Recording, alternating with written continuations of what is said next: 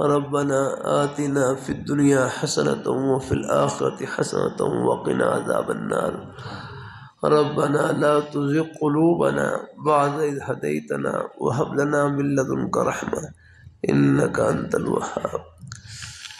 یا اللہ ہمارے یا اللہ جتنے بھی نیک طلباء کرام تشریف لائے، جہاں جہاں سے تشریف لائے، یا اللہ ایک ایک بیٹے کو اپنی بارگاہ میں قبول فرما۔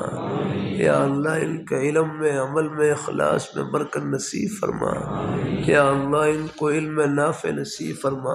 یا اللہ ان کے گھروں کو یا اللہ خیر و برکت سے مالا مال فرما۔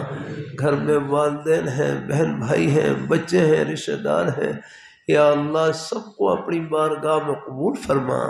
یا اللہ سب کو اپنی بارگاہ میں قبول فرما۔ یا اللہ گھروں میں یا اللہ جو بھی نیک حاجات ہیں اپنے فضل سے پوری فرما۔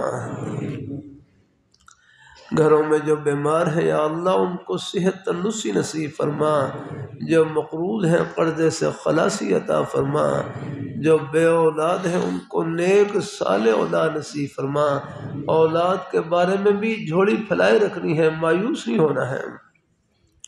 رائے میں ایک بھائی وقت لگا رہے، کہنے لگے مجھے 30 سال کے بعد نے بیٹا عطا کیا ہوں۔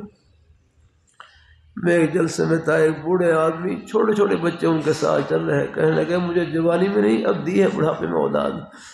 تو اللہ تعالیٰ کے خزانے میں کوئی کمی نہیں، جھولی پھیلائے رکھنی ہے۔ اور ہمارے حضرت شاہ حکیم محمد قصار رحمۃ اللہ علیہ فرماتے جب تک اولاد نہ ہو تو فرصت کو غنیمت سمجھیں۔ اس کو اللہ تعالیٰ کے ذکر سے، قرآن پاک کی تلاوت سے، گھر کی خدمت سے اور نیک اعمال سے بھر دیں۔ یا اللہ سب گھروں میں یا اللہ ہمارے جو بھائی بے اولاد ہیں سب کو نیک صالح اولاد نصیب فرما۔ نیک صالح اولاد نصیب فرما۔ نرینہ مادینہ سب نعمتوں سے مارا مال فرما۔ بچوں کے رشتوں میں آسانی فرما۔ یا اللہ سب بیٹوں کو بیٹیوں کو نیک گھر عطا فرما۔